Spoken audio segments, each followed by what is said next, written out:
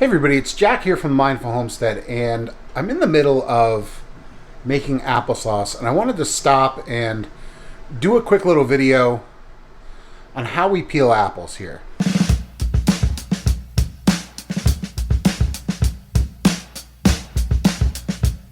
Now I'm in the middle of making our Paula red applesauce that we make every year. Paula red apples, if you're not familiar, are a fairly small apple. They can be a little bit bigger as well. This is about as big as they'll get, but they're typically fairly small. And they make a delicious pink applesauce. You can kind of see they have a blush color to the apple when you're peeling them. And that lends to a really beautiful pink applesauce. To get a lot of applesauce, you need a lot of apples. We actually picked a full bushel of apples on this trip. And because they're small, a bushel of apples is a lot. So I wanted to show the way that I peel apples quickly without using a dedicated apple peeling machine, if you will, because they can get pretty expensive. There's ones that are cheap, but the blades on them don't stay sharp very long, and you end up having to buy a new one anyway. So to buy a good one is a hefty chunk of change, but to do what I do is a little bit cheaper. So to do this, you're only going to need a few tools that you probably already have around. One of those is going to be a power drill, preferably cordless and adjustable speed, with a spade bit on it. This is a 9/16 in particular. It doesn't have to be super clean because it's only going in the core of the apple. You do want to wipe it down, but if there's a little bit of rust on it or oxidation, that's okay. But it doesn't need to be sharp either, because you're not actually going to be drilling with this. You're just going to be putting the apple on it. So a spade bit of some sorts, 9/16 is a perfect size. Drill with a variable speed, and you're just going to need your potato peeler or your veggie peeler if you have one. So to do this, you're going to take your apple and you're going to put it on the drill bit, and you're just going to kind of shuffle it down there. Be careful when you do this. You don't want to go all the way through. You just want to wiggle it on just enough so that it's engaged on the drill there. Then you're going to take your left hand. If you're right-handed, you're going to hold the peeler in your right hand, and you're going to take your left hand and you're going to slowly turn the apple on the drill bit. So now you've got an apple spinning around like it's on a rotisserie. However, you're now going to take your peeler, you're going to place it on there, you're going to wait till it catches, and then you're just going to peel.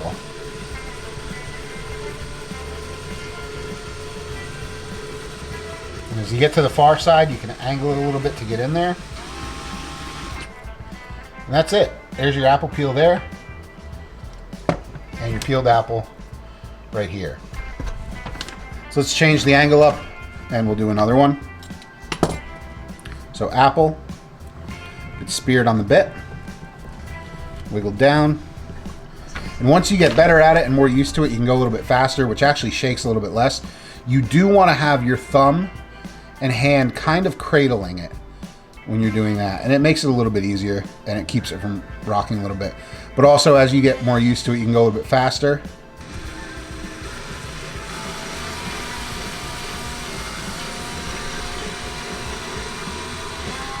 And that's it right there. That's an apple completely peeled. So let's do one in real time. This one's really small. Wiggle it on.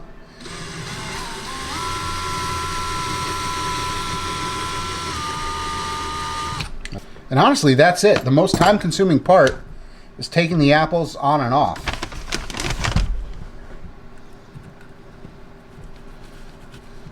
But like I said, once you get a feel for it, you can zip through them pretty quickly. And you're doing the same thing those fancy apple peeling machines are. You're just doing it by hand. Sometimes you will get a little bit of peel left up top. It's not perfect. If you have an oddly shaped apple, it gets a little tricky. But you can just clean this up when you go to cut the apple up for whatever you're using it for. If you found this video helpful, we'd really appreciate you subscribing to the channel by clicking the button down below. We put out videos twice a week, we try to, where my wife and I show what life is like on our 10-acre homestead here in the southwestern part of New Hampshire. We have a 2-year-old daughter named Emma. We raise forced pastured pork and pastured poultry, and also have a bunch of laying hens. Thanks for sticking around and enjoy the video. Morning, everyone. It's finally fall here on the homestead.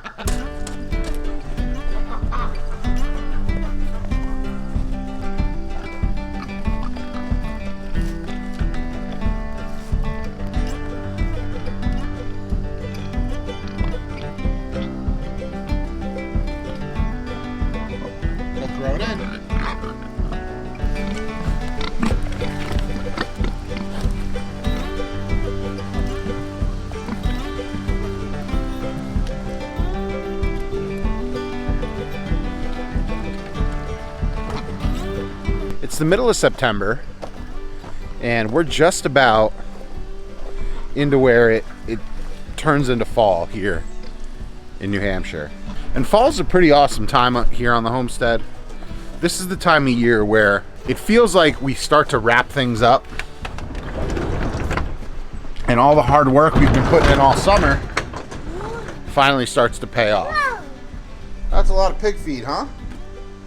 What's great about fall in New England is you're doing all your normal homestead tasks, and you're wrapping up the garden for the year, and you're getting ready for processing days. We're going to be doing the pigs November 14th this year. That's their processing day. And the Cornish crosses down there, well, we'll talk about them in a minute, but they're going to be slated for like the first week of October, first or second week. Still a little bit up in the air on that. We'll talk about what's going on with those guys in a minute. Well, we got to feed the pigs. But you're doing all this work, and you're wrapping it up, and there's all this abundance. But in addition to all the food that you've got coming in, and the canning that you're doing, and the apple picking, and all this fun stuff, you've got this magnificent backdrop of orange and yellow and red trees. Fall foliage season here in New Hampshire is, I would say, one of the more beautiful sights that you'd be able to see anywhere in the world.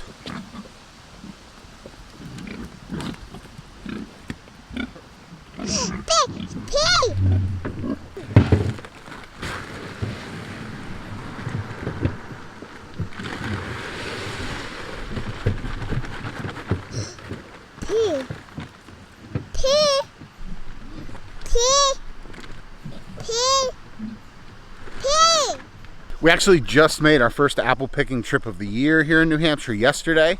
We went out this time of year. We were actually a little bit late, but we went out for Paula Reds. Oh, why'd you squeeze it? Wipe it on the ground. You picked that beautiful little tomato and then you squeezed it, and it's all over you. Yeah, it's on your arm. It's on your shirt. On your hands. What'd you do? All right, let's go get a paper towel. Emma's actually gotten really good at picking the yellow tomatoes, the yellow cherry tomatoes. We do the sun golds. It's mostly what we raise for cherry tomatoes. She's gotten really good at picking them, but every once in a while she'll just like squeeze one and they'll pop and go everywhere. So as I was saying, we took our first apple picking trip of the season yesterday. Macintosh apples are in now. They're just starting to come in. And Paula Reds, which are one of my favorites, are just kind of on their way out. We were a little bit late, but we were able to pick a bunch of them because I like to make applesauce with those. I took a little bit of footage of our trip yesterday, so I'll cut that in here. It wasn't really enough to be its own video, so we'll have a little apple picking footage for you right now.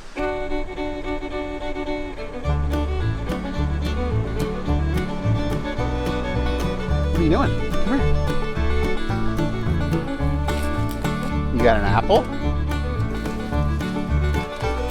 So we're out here today at McLeod Orchards in Milford, New Hampshire. It's our first apple picking trip of the year. Our apple trees and fruit trees are not producing yet in bulk at the homestead, so we still have to head out and get our apples from somewhere else. It's middle of September. It's about the tail end of Paula Red season. These are my favorite for making applesauce. They make a beautiful pink applesauce, which is pretty cool. It's not too sweet, not too tart. It's really a perfect balance. It's getting to be the tail end. So you can see there's some up in the tree behind me there. So we kind of have to hunt for them. And we're also picking Macs here in New Hampshire right now. Macs are a great late summer, early fall apple. Jackie really likes to eat them. I'm not a huge fan of Macs, but they are a solid producer. You can do a lot with them. So we tend to pick a bunch of those as well. And I'm gonna try and reach up and pick that tree behind me there.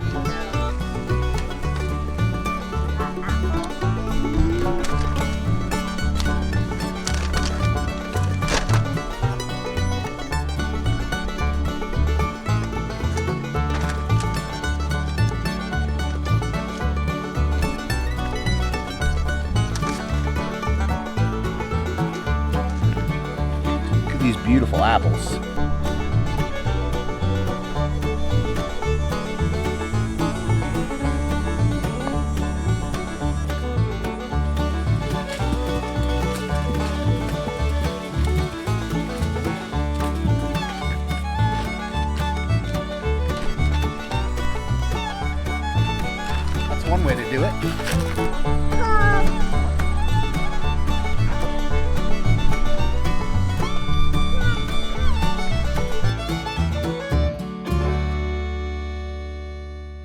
Hopefully you guys enjoyed that. If you have a local apple orchard, definitely support them in this time. We actually are hoping to have our apple trees producing for us in the next couple of years. You can see they're going to be going back behind me there where we're heading over to take care of the meat birds. But they're not producing yet, so we still have no problem supporting our local fruit farm owners. There's so many awesome varieties of apples out there that we just don't have the room to grow. I'm pretty sure that we'll be... Oh! You okay? Shake it off. Shake it off. Shake it off. We just fell. Oh, come here. Oh. You're good. Shake it off. I know, let me see your hands. Shake it off, shake it off, shake it off, shake it off. Shake it off. You're good. You wanna go see the chickens? Yeah. Alright, let's go see the chickens. You gotta walk though, you can't run. So you'll fall. I put that video up about what it was like to homestead with a 2-year-old a couple weeks ago. And I feel like she was very good that day. Now you guys are getting a glimpse into the real what it's like to homestead with a 2-year-old. Go with your friends.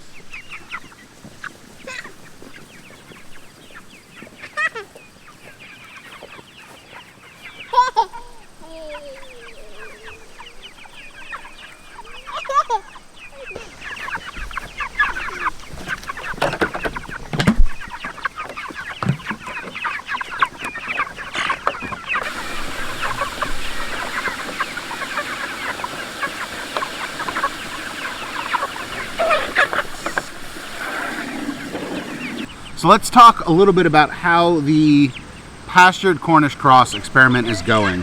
When I made the last video, which I'll link up in the corner, I mentioned that I thought maybe they may end up a little bit smaller.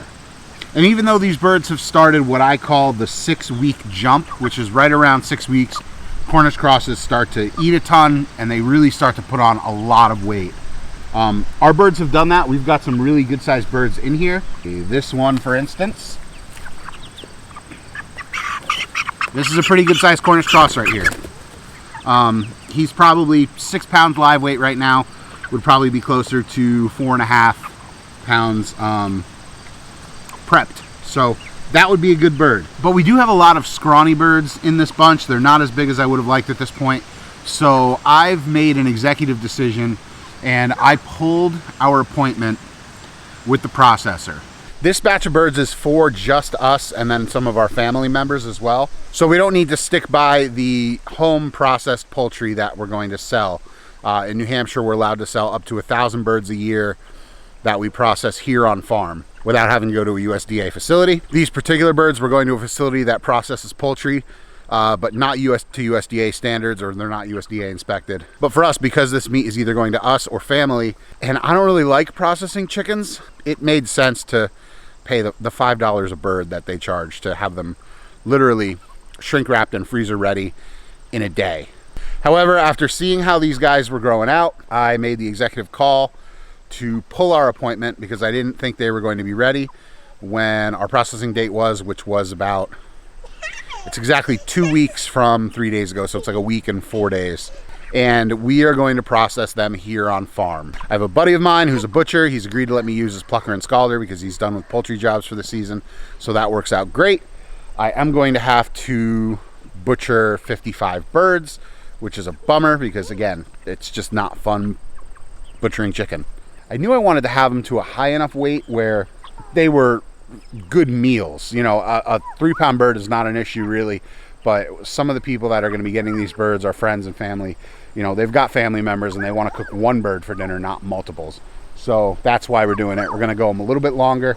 We're going to give them an extra 2 weeks, so they will be at approximately 10 weeks old, which some people feel is really old for Cornish cross, but for us, if they're at the right weight and we're keeping them healthy, I don't have a problem with it. We also had a wedding to go to this past weekend, so we were going to be off the farm for 2 days. So I took the time to finally set up these Rent-A-Coop drinking cups that Aust over at Homesteading had recommended. And I gotta say, I'm really impressed with these things. The weight of the water in the cups is what shuts off the valve and keeps them from filling up. The birds figured them out extremely quickly. They've been easy to fill. You just fill right from the top here. I think honestly in the future I'm going to be using a lot more of these things. Other than the slow rate of growth on these though, we've been really happy with how this whole process is turning out. If in the future it takes 10 weeks to go to a reasonable weight versus the 12 weeks of like a Freedom Ranger, I think this is a way that we might go. The birds are staying super active. They're not just crowding around the feeders, which Cornish crosses have in the past for us. Right now, obviously, I just fed them, so they are crowding around a little bit. But normally, though, in a couple hours, if I come out here and look, the birds will be spread out all over the pasture area. They won't be all huddled together. They'll be moving, they'll be scratching, they'll be foraging. Really, I like the way the birds are behaving because they're actually acting like chickens. So if you're raising Cornish crosses for meat, this is definitely, in my eyes, a good way to do it. We're happy so far. Put it back.